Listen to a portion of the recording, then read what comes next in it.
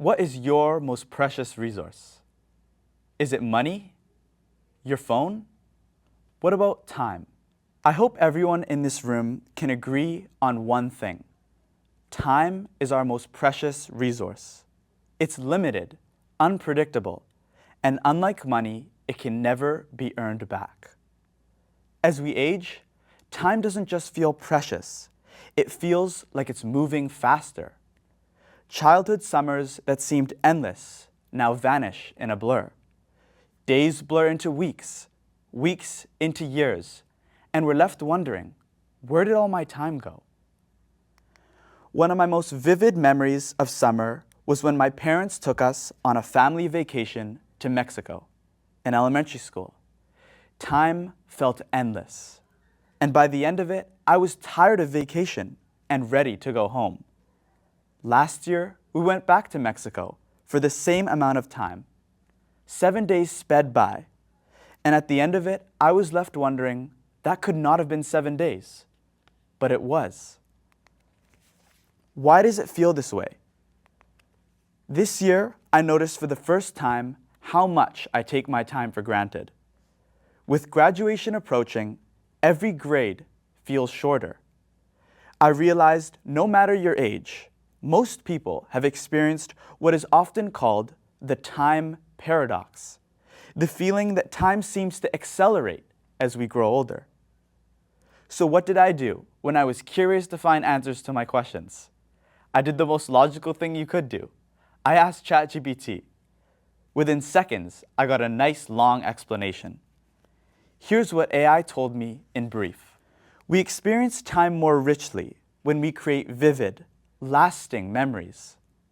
Packed with novelty, they stand out. Think back to your first day in a new place, first day of high school or work. I bet you remember that day more than, for example, your 100th day.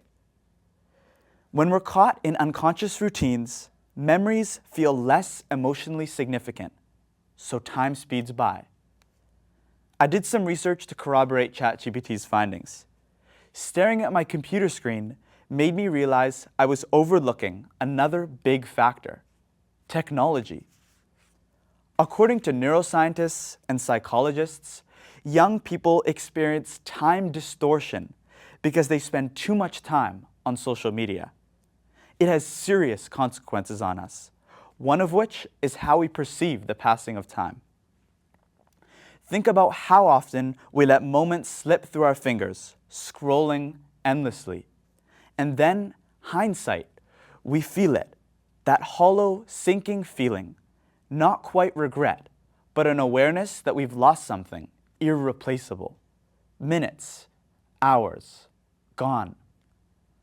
Behind those apps that rob our time lies the attention economy, a multi-billion-dollar industry dedicated to capturing and monetizing our attention, basically stealing our time. What is supposed to be a tool is actually a meticulously engineered trap generating revenue for someone else. Companies fight to take as much of our time as possible.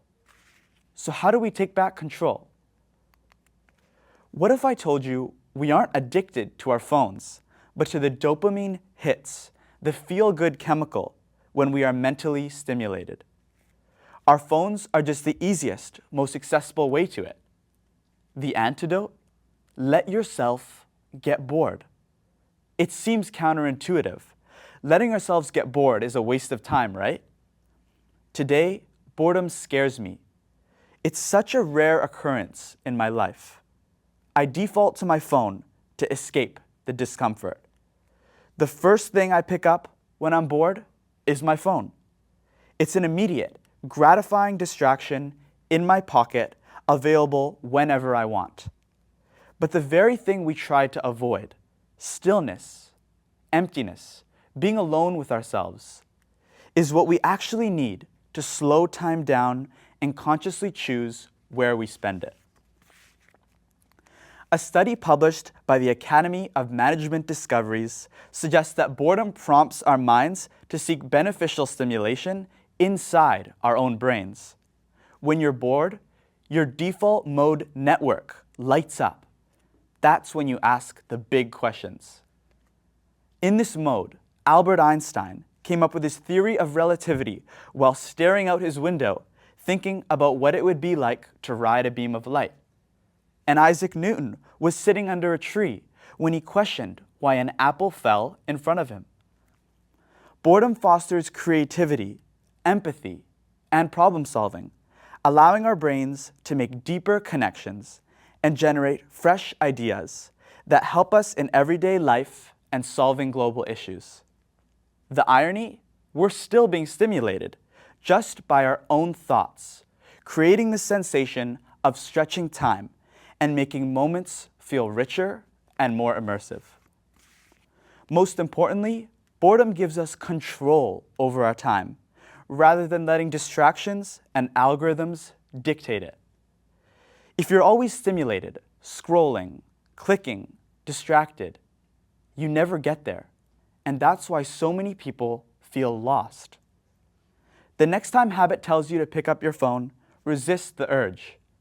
By putting our phones down and truly engaging in life, we break free from autopilot, forming lasting memories with more emotional significance. Our time is ours. Don't let it be stolen. As kids, we spent hours imagining, building Lego worlds, reading books, and letting our imaginations run wild. We gave ourselves space to get bored, making time feel endless. Now, the moment boredom creeps in, we reach for our phones, taking time for granted. But time is precious. It's fixed. We don't control how much we have. But don't spend too much time thinking about how you spend it. Instead, form good habits, because at the end of the day, the measure of life isn't in minutes or hours, it's in meaning. And meaning, that's something we create in the silence. So stop asking yourself, where did all my time go? The real question is, what are you doing with the time you have left?